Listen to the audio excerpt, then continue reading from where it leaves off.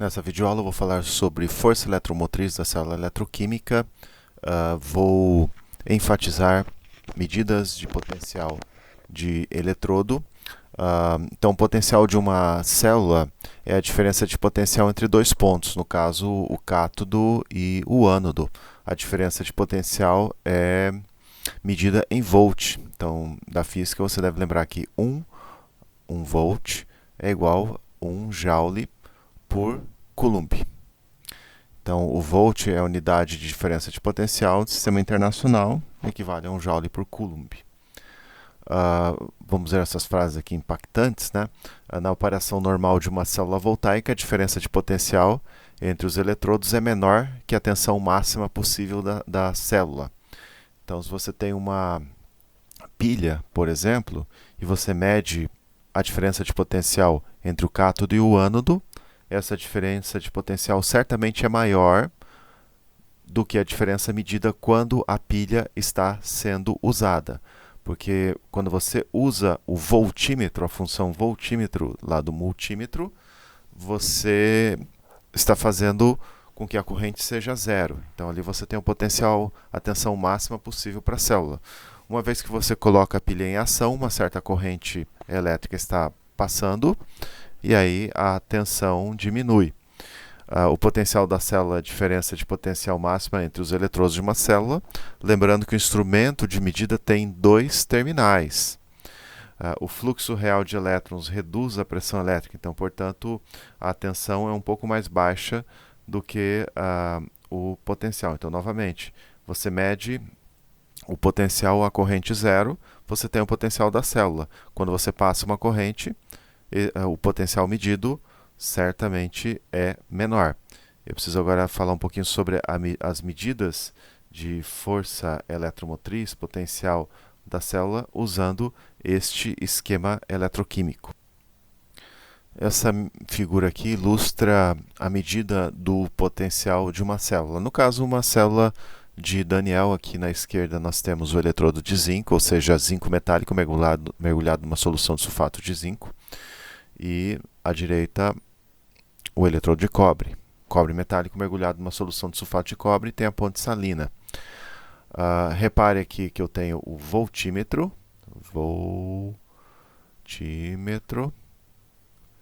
E aqui em cima eu tenho um amperímetro ligado a essa chave. Então, as medidas de potencial são feitas sob condições de corrente zero. Então, quando nós vamos fazer uma medida para tabelar o potencial, a corrente tem que ser zero, ou seja, essa chave tem que estar do jeito que ela está. Essa chave aqui tem que estar aberta. Aí você mede o potencial sob corrente zero, porque a resistência do voltímetro é infinita. Então a corrente elétrica não passa através do voltímetro, e é esse potencial que nós precisamos medir. Uma vez que você fecha a chave aqui, a corrente atravessa aqui o amperímetro, passa pelo motor ou qualquer outro instrumento que está se utilizando da corrente elétrica para funcionar, e a depender da corrente elétrica o potencial vai variar. Então sempre valores tabelados de potencial são feitos com medidas sob corrente zero. A força eletromotriz da célula é uma medida da força motriz da reação eletroquímica. Então a força eletromotriz, a voltagem que você mede aqui, depende, entre outras coisas, da natureza dos eletrodos, dos sais que você tem aqui dissolvido, das concentrações. A reação no ânodo tem um certo potencial de oxidação definido, enquanto a reação aqui no cátodo, o eletrodo da direita, tem um potencial de redução definido. Assim, a força eletromotriz total é uma combinação desses potenciais. Então, poderia dizer assim que a força eletromotriz total vai ser igual ao potencial de redução mais o potencial de oxidação. E agora nós vamos ver como medimos esses potenciais. Nós vamos nos referir aos potenciais padrão, e vamos ver como, pelo menos, ter uma ideia de como se mede ou como se constrói uma tabela de potenciais padrão de redução. Então, os potenciais padrão correspondem à diferença potencial em volt entre os eletrodos da célula eletroquímica, considerando concentrações dos solutos, 1 molar, então isso aqui é molalidade, 1 molar, quer dizer, 1 mol do soluto por quilograma de solvente, pressões parciais dos gases, 1 bar. Então essas são as condições padrão. Aqui eu estou falando, digamos assim, grosso modo, entre aspas. Porque, a rigor, quando você estuda físico-química, essas condições padrão vão te dar aqui a atividade igual 1 molar. A atividade não é exatamente igual à concentração, embora sejam proporcionais. Na verdade, a atividade se aproxima da concentração à medida que a concentração tende a zero. Mas aqui, para um nível de ensino médio melhorado, nós vamos usar concentrações. Então, para todos os efeitos, potenciais padrão são potenciais medidos em que as concentrações de todos os solutos corresponde a 1 molar, 1 mol do soluto por quilograma de solvente, e todas as pressões parciais são 1 bar. E nós vamos trabalhar com temperatura de 25 graus. Então, a diferença potencial direciona as reações de oxidação e redução. Valores positivos indicam reações espontâneas. Vamos ver como nós medimos isso. Nós temos que o potencial de redução é uma medida da tendência dessa espécie aqui sofrer redução. E precisamos medir esse potencial. O potencial de oxidação é a medida da tendência dessa espécie sofrer oxidação. Acontece que nós não conseguimos medir em separado esses potenciais. Então, nós vamos estabelecer um padrão arbitrário para a medida de potenciais. Essa figurinha aqui, que vocês devem ter visto alguma coisa parecida em geografia, só para enfatizar que algumas coisas em ciência são arbitrárias. Então, você tem lá medidas de longitude e latitude. O zero de longitude corresponde ao meridiano de Greenwich, acho que é assim que se pronuncia, e você mede a longitude relativa a esse meridiano, e a latitude em relação ao Equador. Então, arbitrariamente, aqui no Equador você tem 0 graus de latitude, você pode medir latitude norte, latitude sul em relação ao Equador. Então, esses 0 graus de latitude e longitude aqui correspondem a digamos assim, valores arbitrários. E nós também temos, digamos assim, um valor arbitrário em eletroquímica, e nós expressamos os potenciais de todos os eletrodos em relação a esse valor arbitrário, que é o valor do potencial padrão do potencial de redução do hidrogênio no eletrodo padrão de hidrogênio. Então, aqui nós temos o nosso velho conhecido eletrodo padrão de hidrogênio, explicando o eletrodo padrão em nível, digamos assim, de ensino médio melhorado. Então, imagine que você tem aqui uma solução, pode ser, por exemplo, uma solução de ácido sulfúrico, em que a concentração do H3O+, é 1 mol por litro. A rigor, se estivéssemos estudando isso em nível superior, nós teríamos que ter a atividade do H3O+, igual a 1. Como eu falei, a atividade é proporcional à concentração, mas a atividade tende a se igualar à concentração em concentrações muito baixas. Bom, voltando aqui para o ensino médio melhorado, então, eletrodo padrão de hidrogênio, aqui dentro eu tenho uma solução de ácido sulfúrico, de tal forma que a concentração do H3O+, é 1 molar. Aqui nós temos o eletrodo de platina, ou seja, uma folha de platina metálica. Nessa platina metálica depositados nanopartículas de platina. Essa platina metálica está em contato com o hidrogênio e com o H3O+.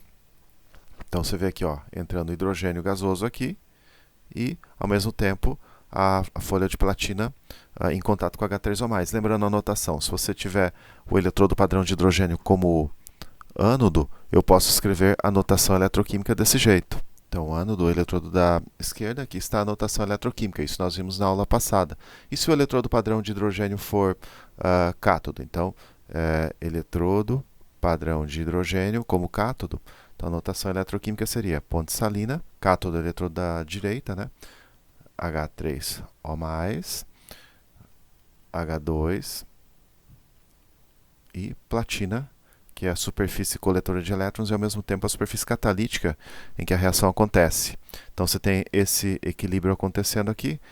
A rigor, ficaria melhor se eu escrevesse dessa maneira aqui a redução. 2H3O+, mais 2 elétrons, dando H2 gasoso mais H2O líquido. Então, esse é o nosso eletrodo padrão de hidrogênio. Ele é o nosso zero arbitrário para a eletroquímica. Nós estabelecemos o potencial igual a zero para a reação de redução do hidrogênio. Então, você poderia escrever assim, ó, 2H+, aquoso, mais 2 elétrons, e aqui você tem H2 gasoso, e arbitrar o potencial aqui, vou pôr 3 tracinhos para indicar que foi arbitrado, 0,000 volt. Então, nós arbitramos o valor zero para o potencial aqui da redução do hidrogênio.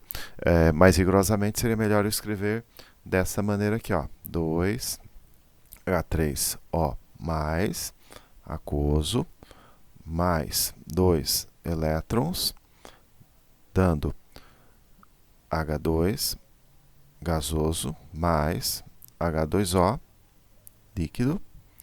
E aqui você tem um potencial padrão igual a zero. Melhor escrever desse jeito aqui. Em geral, nos livros vocês vão ver escrito desse jeito. Então, nós estabelecemos arbitrariamente o potencial zero para essa reação e medimos os potenciais em relação a esse eletrodo. É claro que na prática é muito mais complexo do que isso, mas para o ensino médio melhorado, para os nossos objetivos aqui, isso é o suficiente. Então aqui nós temos a instrumentação para a medida do potencial do zinco em relação ao hidrogênio. Então, novamente aqui, esse aqui é o nosso zero. Não interessa se eu estou escrevendo o eletrodo de hidrogênio à direita ou à esquerda, ou aqui, se eu coloco aqui no sistema experimental, o que interessa são os resultados que saem aqui da instrumentação, do voltímetro e do amperímetro. Então, de um lado aqui eu tenho o eletrodo padrão de hidrogênio, né, platina, H3O+, e hidrogênio. Do outro lado eu tenho o eletrodo de zinco, ou seja, sulfato de zinco, zinco metálico. O que se observa com o tempo é que o eletrodo de zinco vai sofrendo desgastes. De fato, o zinco é oxidado, então você tem essa reação de oxidação. Logo, o zinco aqui está agindo como ânodo. O fluxo de elétrons vai do eletrodo de zinco para o eletrodo de hidrogênio. Então, o zinco se oxida, o hidrogênio sofre redução. Então, eu poderia até montar a notação da célula, que seria isso aqui. Zinco sólido, zinco 2, ponte salina. Aqui, como você tem a redução no eletrodo de hidrogênio, então o eletrodo de hidrogênio está agindo como um cátodo. Então eu teria aqui H3O+, aquoso, H2 gasoso, platina. E o potencial medido sob condições de corrente zero é 0,76 volts. Então, eu poderia escrever aqui o potencial de redução, ou melhor, oxidação do zinco. Então, zinco se transforma em zinco 2 mais 2 elétrons, e o potencial padrão medido mais 0,76 volt. Então, aqui o potencial do zinco colocado em termos de oxidação, porque aqui o zinco sofreu oxidação. Então, aqui tem um sinal positivo, né? Zinco sofreu oxidação. Aqui abaixo, a ilustração de como se faz a medida do potencial do cobre. Então, novamente, aqui eu tenho o eletrodo padrão de hidrogênio e aqui o eletrodo de cobre na esquerda. O que se observa agora é que os elétrons fluem do eletrodo de hidrogênio para o eletrodo de cobre, ou seja, nesse caso aqui o eletrodo de hidrogênio está agindo como ânodo. Então poderia fazer a notação assim: platina, H2 gasoso, H3O+, aquoso, ponte salina, cobre 2 mais aquoso, cobre sólido. Então, essa é a notação. E você tem a redução do cobre. Nós poderíamos dizer que o hidrogênio gasoso H2 é um agente redutor suficientemente forte para reduzir o cobre. Aqui o potencial medido 0,34. Então você tem aqui agora o cobre sofrendo redução e o potencial 0,34, potencial de redução. Enquanto ali em cima, no exemplo do zinco, o zinco sofreu oxidação. Então aqui mais 0,34 volts. Só vamos revisitar aqui os exemplos. Então, aqui eu tenho o eletrodo de zinco de um lado, o eletrodo de hidrogênio do outro. O zinco sofrendo oxidação. Então, nesse caso, o H+, ou H3O+, é um agente oxidante suficientemente forte para oxidar o zinco. De fato, você observa em laboratório que quando você coloca uma folha de zinco metálico numa solução de ácido, o zinco sofre ataque pelo ácido, ele sofre oxidação. Então, H3O+ é um agente oxidante suficientemente forte para oxidar o zinco. Aqui embaixo você tem a redução do cobre. Então, aqui eu coloquei em termos de redução. E o hidrogênio gasoso é um agente redutor suficientemente forte para reduzir o cobre 2. Se nós colocássemos a prata aqui ao invés de cobre e solução de nitrato de prata, nós observaríamos também a redução e teríamos isso aqui, Ag mais elétron, dando Ag, e aqui o potencial padrão igual mais 0,80. Mas nós costumamos tabelar esses potenciais em termos de potenciais de redução. Então vamos colocar aqui o nosso zero da eletroquímica, potencial padrão de redução igual a zero, arbitrariamente é o hidrogênio, né? Então você tem lá o H+, né? H3O+, mais 2 elétrons, dando H2 mais H2O. Então esse é o potencial. Vamos colocar o zinco, a semi-reação do zinco no sentido de redução. Então vai ficar com potencial de redução negativo, ou seja, zinco 2 mais 2 elétrons, dando zinco sólido, potencial padrão de redução, menos 0,76 volt. O cobre aqui em cima, porque tem um potencial padrão de redução maior que zero, então cobre 2 mais 2 elétrons, dando cobre 0 sólido, e o potencial de redução aqui mais 0,34 volt. E eu poderia pôr a prata aqui, por exemplo. A prata, que é o metal mais nobre que o cobre, consequentemente ela tem um potencial de redução maior que o cobre, que é mais 0,80. Ou seja, daqui para cá você vai ter agentes oxidantes mais fortes, tipo o Ag+, é um agente oxidante mais forte que o cobre. Tanto é que a prata mais oxida o cobre metálico. Isso nós vimos na aula anterior. E aqui para baixo nós vamos ter agentes redutores mais fortes. De fato, nós temos tabelas bastante extensas desses potenciais de redução que nos permitem determinar, por exemplo, os potenciais de células eletroquímicas. Então, nós podemos medir ou estimar potenciais de células eletroquímicas usando essas tabelas. Então, vamos ver aqui se eu consigo mostrar para vocês uma tabela um pouco maior. Dá uma aumentada aqui, né? Então, aqui eu tenho o hidrogênio, né? Redução de hidrogênio, 0. Aqui para baixo eu tenho os metais que têm a tendência de sofrer oxidação, por isso potencial de redução negativo. Aqui para cima eu tenho os metais que são melhores agentes oxidantes. Na verdade, não só metais, todo tipo de espécie química. Por exemplo, o flúor gasoso seria o melhor agente oxidante de todos, porque ele tem um potencial de redução mais alto. Mas a aula está ficando um pouco extensa, a próxima aula nós voltamos a explorar esse assunto. Hoje só foi para ter uma ideia de como se faz a medida. Até lá!